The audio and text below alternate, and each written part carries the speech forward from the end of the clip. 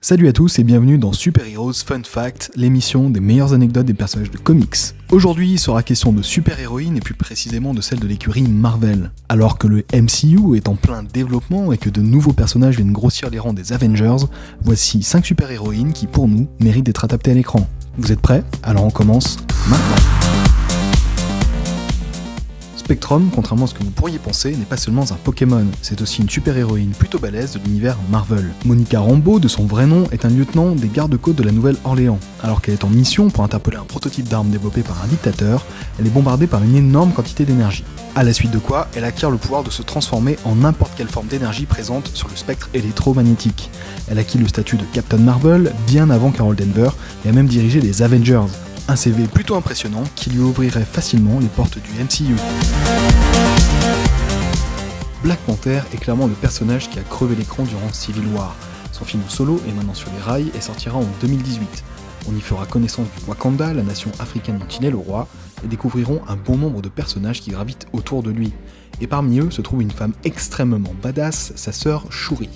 Dans les comics, Shuri combat aux côtés de son frère et endosse même le costume de Black Panther quand T'Challa est retenu hors du Wakanda. Passée maîtresse dans les arts martiaux, elle est une combattante acharnée au tempérament bien trempé. Bien qu'elle soit apparue dans Civil War, campée par l'actrice ougandaise Florence Kazumba, nous n'avons pas eu la chance de la voir en action. Espérons que le film solo de Black Panther remédiera à ça. Patsy Walker, alias Hellcat, est l'une des super-héroïnes les plus anciennes de Marvel. Initialement cantonnée au rôle d'une douce rêveuse romantique des années 50, devenue super-héroïne par accident, son histoire a brillamment été remise au goût du jour dans la série Jessica Jones. Jouée par l'actrice Rachel Taylor, Patricia Trish Walker est une ancienne enfant star, maltraitée par sa mère, qui s'est depuis développé un caractère bien trempé et des aptitudes de combattante. Si elle est la besta de Jessica Jones dans la série, cette dernière a tout fait pour ne pas l'exposer. Mais son intrépidité ainsi que ses aptitudes vont certainement la conduire tout droit sur le chemin des super-héros. Plutôt convaincante, on espère la voir en costume lors de la prochaine saison de Jessica Jones, et pourquoi pas avant, dans les Defenders. Ce n'est plus un secret pour personne, les comics Spider-Gwen cartonnent. Lancés en 2014 dans un univers Spider-Man alternatif, ils mettent en scène Gwen Stacy dans le rôle de la femme araignée. Les comics ont rencontré un écho inattendu auprès des fans, si bien que Marvel a décidé d'intégrer l'héroïne à la série Ultimate Spider-Man en 2015. Si son succès à l'écran est quasiment garanti, il faudra attendre l'introduction du multiverse dans le Marvel Cinematic Universe avant de pouvoir espérer voir Spider-Gwen au cinéma. Ce qui ne devrait pas trop tarder puisque Doctor Strange, qui sortira à la fin du mois, devra introduire les univers parallèles, de quoi ouvrir à Marvel une porte tout droit sur l'adaptation de leur nouvelle chouchoute. Bon, Hulk est probablement le personnage le moins inattendu de cette liste, mais il faudra attendre un bon moment avant de l'avoir sur nos écrans.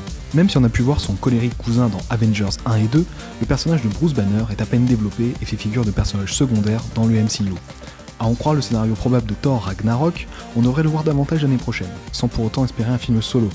Alors pour sa cousine, il faudra être encore plus patient. Pourtant, l'histoire de Jennifer Walters est passionnante et possède ses propres séries de comics depuis déjà plusieurs années.